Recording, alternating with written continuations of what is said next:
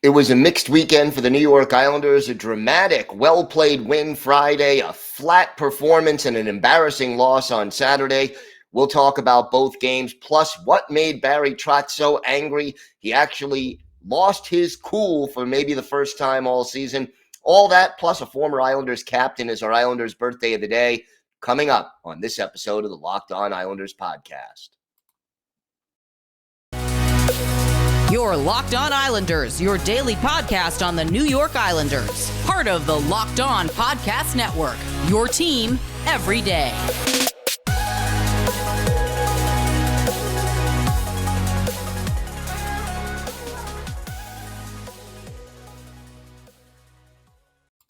All right, everybody, and welcome to the Monday edition of the Locked On Islanders podcast. Hope everybody had a great weekend, and thank you for making Locked On Islanders your first listen every day.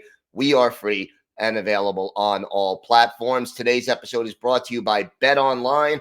BetOnline has you covered this season with more props, odds, and lines than ever before. BetOnline, where the game starts. We've got a lot to discuss on today's show. The playoff hopes really fading. We'll break down both of this weekend's games and what a mixed bag it was. But first, if there's something Islanders related on your mind, if you have a question, a comment, maybe a topic you'd like us to talk about on the show, feel free to email us at lockedonislanders@gmail.com. And if you leave your first name and where you're from, we're happy to mention you on the show when we talk about whatever it is that's on your mind. You could also follow the show on Twitter at Locked On Isles, and you could follow me, Gil Martin, on Twitter at Ice Wars, NYR_VSNYI. We'll keep you up to date on all the latest Islanders news, notes, and happenings. And I am live tweeting during nearly every Islanders home and road game. So follow me for instant insight and analysis, and it's always great to interact with fans during the games. A real mixed bag for the Islanders over the course of this weekend. They pick up a dramatic win on Friday against the first-place Carolina Hurricane. And, you know, that was the kind of game that the Islanders, when they play the way they played on Friday, they are capable of really beating any team in the league. And, you know, Carolina comes in to the game in first place in the Metropolitan Division in a dogfight. I mean, they need those points to stay ahead of the New York Rangers and to possibly try to catch Florida for home ice advantage if it comes down to a conference final. There's a lot of reasons Carolina needed this game. Carolina was the home team. You figured, hey, they'll be ready to go. And yet, the Islanders come in and just play a game that we know this team is capable of playing. And the result was a exciting 2-1 win. And look, I can go over the litany of why the Islanders were able to win. And you got to start with Ilya Sorokin, 20 saves in 21 shots, .952 save percentage there, getting the job done, and sometimes in dramatic fashion. Definitely got to give credit to him. But more importantly, the Islanders really played Islanders hockey. And the fact that Sorokin only faced 21 shots in this game speaks volumes as to why the Islanders were able to win it. And you look at the shots on goal. Carolina really outplayed the Islanders in the first period, especially late in the period, outshooting the Islanders 12-7 in that opening 20 minutes. But then 9 shots on goal for the rest of the game. The last 40 minutes, Carolina only had 9 shots on goal, and they were limited to just 1 shot on goal all of the second period. You hold the opposition on their own home ice, no less, to 1 shot on goal in a period, you're going to win most of the time. And that's exactly what the Islanders did in this one. JG Pageau kept his hot streak alive with a goal. That was encouraging. And then, the Islanders let in the tying goal late. I mean, in the final minute. How many last-minute goals have we seen from this team? But Vincent Trocheck ties it with less than a minute left, and you're starting to think, oh, the Islanders blew it. They lost this lead that they worked so hard to get. No. They come back. They are able to get the win. Kyle Palmieri scoring the game winner with 14 seconds and change left. Parise and Nelson with the assists in just dramatic fashion. And, some rumors going around, some murmuring going around that the Hurricanes were just a little too vocal with their celebration after they tied it. And it sort of inspired the Islanders to win it in regulation. Whether or not that's true, I'm not going to say. But bottom line is that a goal for Palmieri, he had a goal and an assist in the game, and the Islanders come away with the dramatic 2-1 win over Carolina and get to big points in the standings. Now, little controversy in this game. Casey Cizikas, very early, 20 seconds into the third period, gets a 2-minute penalty for boarding Brendan Smith of Carolina. And player safety steps in afterwards and gives Cizikas a 1-game suspension. So Zeke sits out the Saturday game for the Islanders against the St. Louis Blues. I kind of question this suspension. Clearly, Cizikas is not someone who would be considered a dirty player or a repeat offender by the NHL. The referee, who was right on top of the play, was not the one who called the penalty in this one.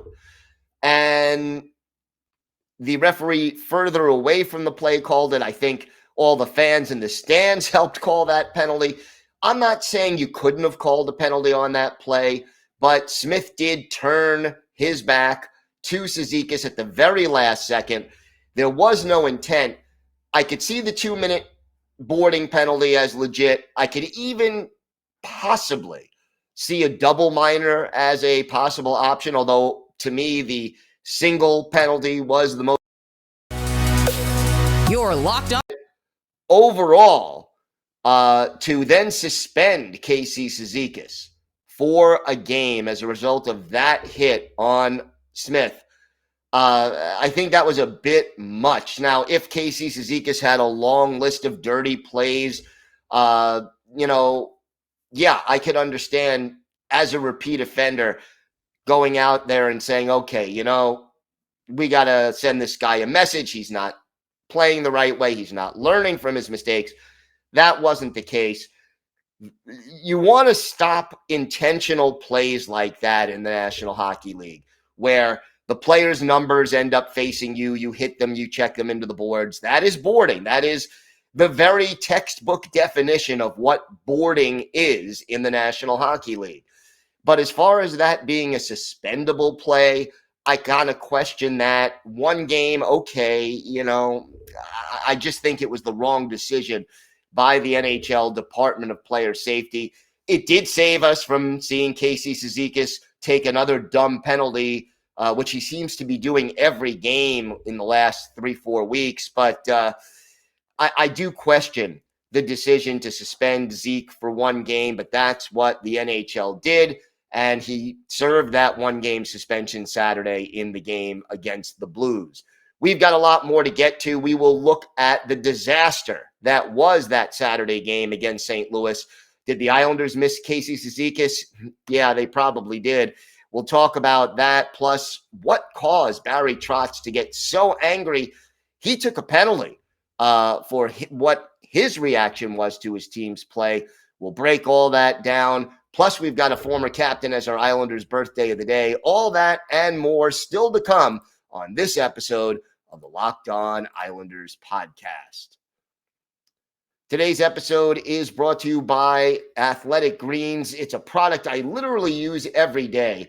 I'll tell you, I started taking Athletic Greens because I just don't like to take pills, and I wanted a supplement that actually tastes great. And I wanted to see what all the hype was about because I've heard so much about it. Well, what is this stuff?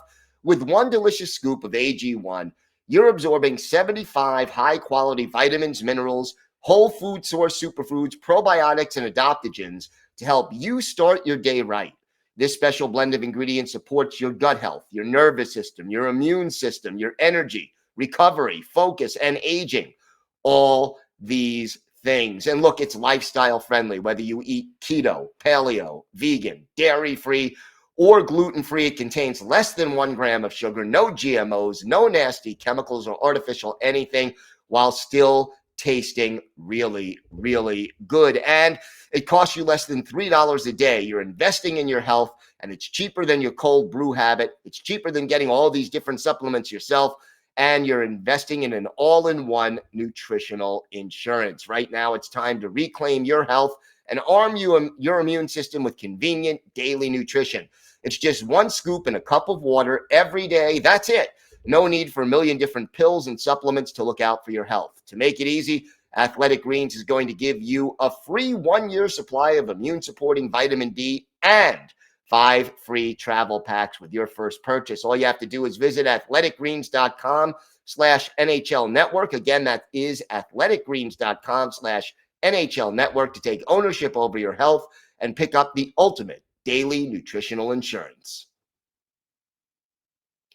So, good game on Friday for the New York Islanders. Saturday, not so much. The Islanders just played poor hockey all the way around, no matter how you sliced it. On Saturday, they fall to the St. Louis Blues by an embarrassing score of 6-1. I'm going to give you the highlights of this game in 10 seconds or less. Semyon Varlamov played okay, even though it doesn't show up in the box score. And, oh yeah, Grant Hutton, congratulations. He had his first NHL point, and, of course, it was also his first NHL goal. So, congratulations to Grant Hutton. Obviously, no Casey Cizikas in this game. He was sitting out his 1-game suspension. But realistically, this game was just plain ugly.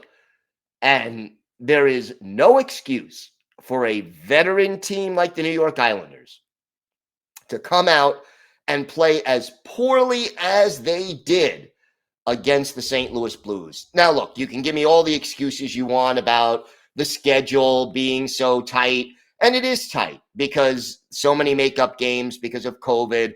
This is the end of a 5-game road trip. You can give me all the excuses you want to give with regard to why this team would be flat. Second game of a back-to-back, traveling from Raleigh to St. Louis, arriving late at night.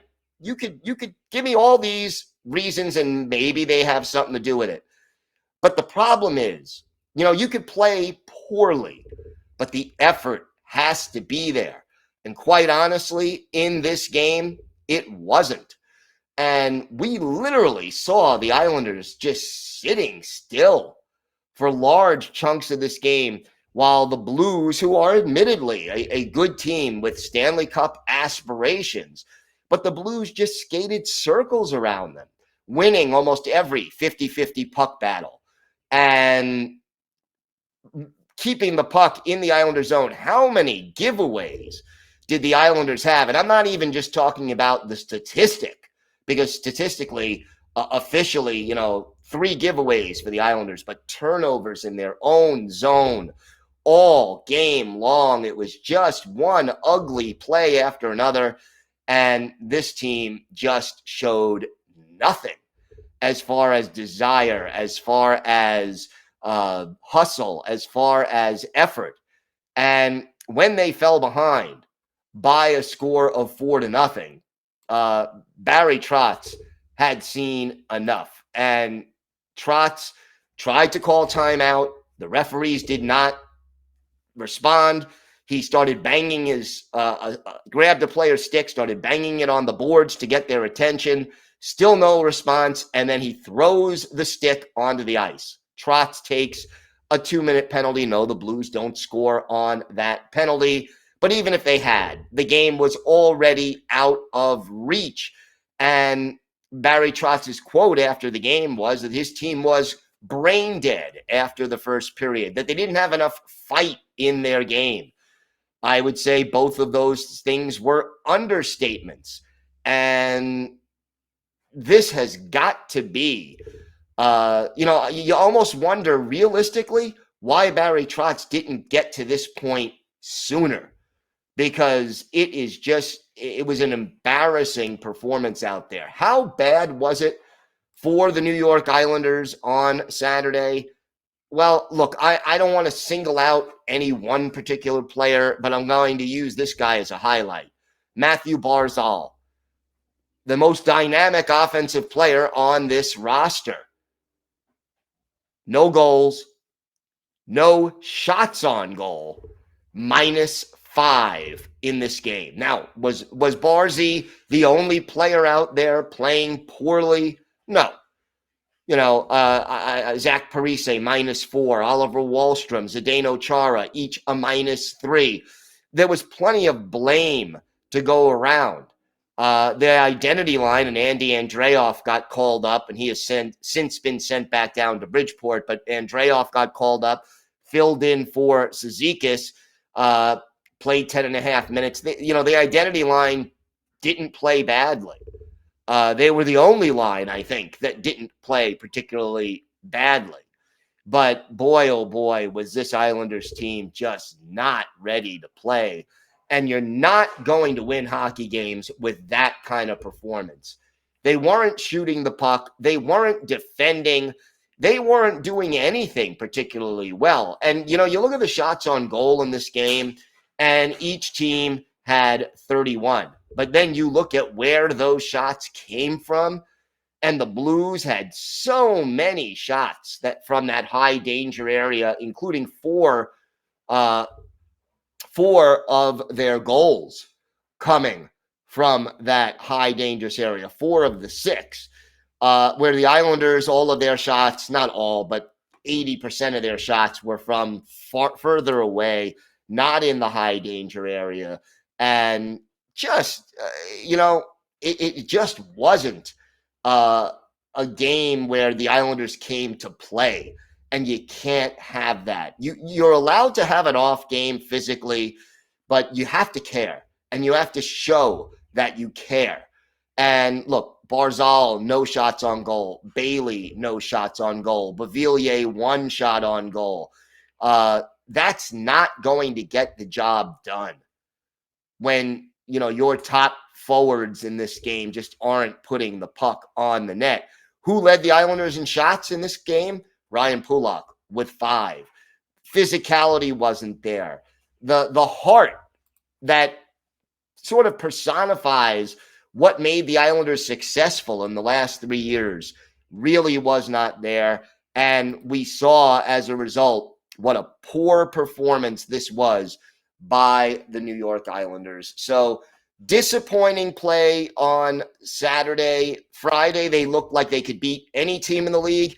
I don't know if they could have beaten too many AHL teams or college teams on Saturday. And look, the net result with 11 games left on the schedule, the New York Islanders are just not going to make the Stanley Cup playoffs.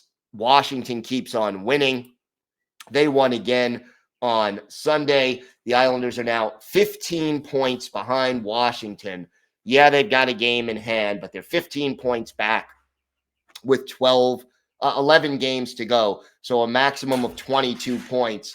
If the Islanders win out, Washington just has to win 4 of their 10 games in order to clinch that playoff spot. So, it just isn't going to happen, folks. The Islanders are not going to make the playoffs this year. Anyone who was encouraged by their recent hot streak, and I was encouraged, I still am encouraged overall by the way this team has played over the last 6 weeks or so overall.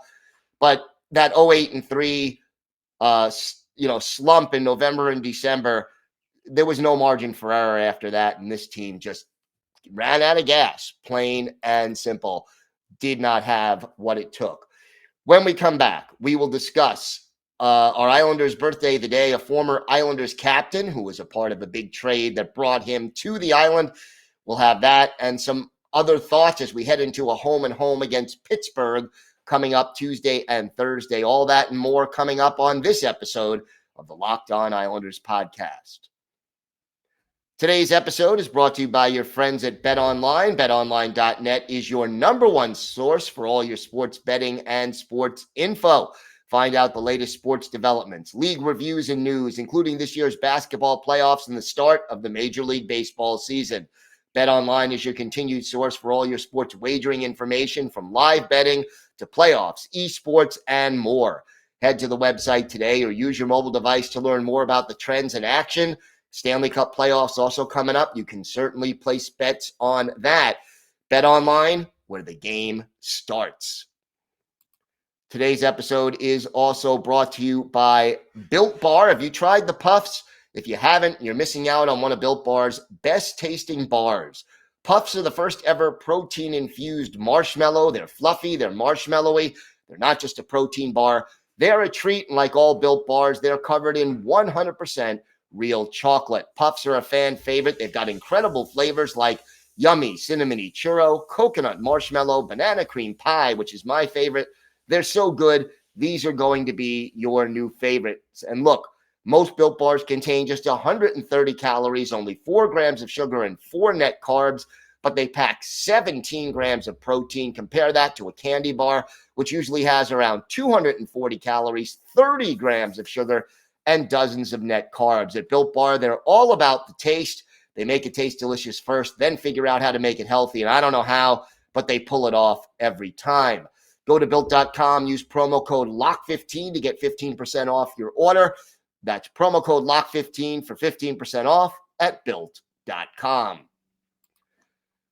Time now for our Islanders' birthday of the day, and today is the 52nd birthday of former Islanders center Trevor Linden. The native of Medicine Hat, Alberta, was the second overall pick in the 1988 NHL entry draft by the Vancouver Canucks. He was an integral part of the Canucks' run to the Stanley Cup final in 1994, which they lost in 7 games to some team from Manhattan. But during the 97-98 season, the Islanders acquiring Trevor Linden in a trade with Vancouver. He finished 97-98 with the Isles, spent 98-99 there before going on to play for Montreal, Washington, and then finishing his career with a second stint in Vancouver. A very good career for Trevor Linden, 1,382 regular season NHL games, 375 goals, 867 points, 895 penalty minutes, and you add 124 playoff games, 34 goals, 99 points, and 104 penalty minutes.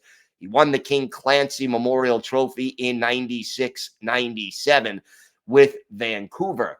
We're going to look at one of Trevor Linden's better games with the Islanders. We take you back to April 17th, 1999. Islanders and the Penguins at the Igloo, the old Igloo in Pittsburgh.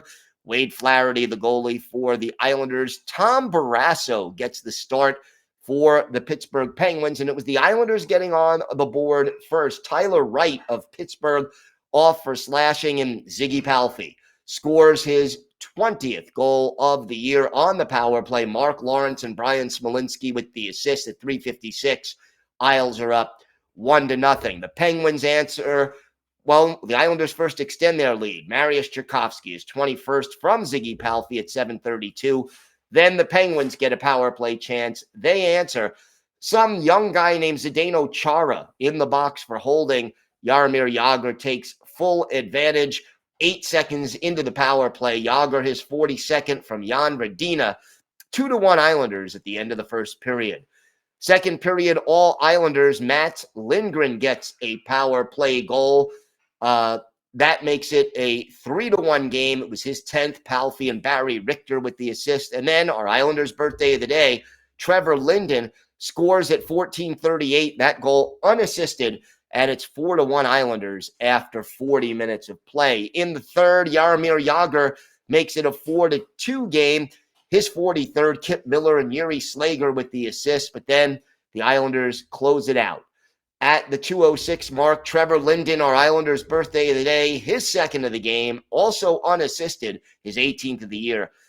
That gives the Islanders a 5-2 lead, and then two shorthanded goals in the same power play. Mark Lawrence of the Islanders was off for interference. Ziggy Palffy, two unassisted shorthanded goals, one at 3:04, one at 3:57. Islanders skate away with a 7-2 win in this one. 27 saves for Wade Flaherty, but for Trevor Linden, our Islanders' birthday of the day, 2 goals. He was a +2, and he scored on both of the shots that he took. Linden never really as happy, I think, as an Islander as he was playing for Vancouver. That really was his NHL home. But for a season and a half, he served as a leader and an inspirational kind of a player for these New York Islanders. And in his only full season on the island, 18 goals, 47 points in 82 games. So Trevor Linden is our Islanders' birthday of the day. Happy 52nd birthday to Trevor Linden. Look, the Islanders not going to make the playoffs, but you look at this schedule and they definitely can play spoiler. They've got Pittsburgh twice, Washington twice, Tampa Bay, the Rangers, Florida, Carolina, Toronto. This schedule is tough, but what it does mean is that the Islanders are ready and capable of beating any one of these teams and really influencing what does happen during the playoffs and who gets in, who gets out, what the seeding is. And again, to me, the more important thing is building that winning culture and getting some more optimism surrounding this team, proving that the slow start this year was more or less a fluke caused by a 13-game season opening road trip and a ridiculous bout with COVID in November and December. That is going to do it for this episode of the Locked On Islanders podcast. Thanks for making Locked On Islanders your first listen every day. Now make your second listen Locked On Fantasy Hockey. Hosts Steele Roden and Flip Livingstone help you become the expert of your fantasy league. It's free and available wherever you get podcasts. We'll be back tomorrow with a full preview of the game against the Pittsburgh Penguins and a lot more, so make sure you join us for that. Until then, have a great day, everybody. Stay safe, and of course, let's go Islanders.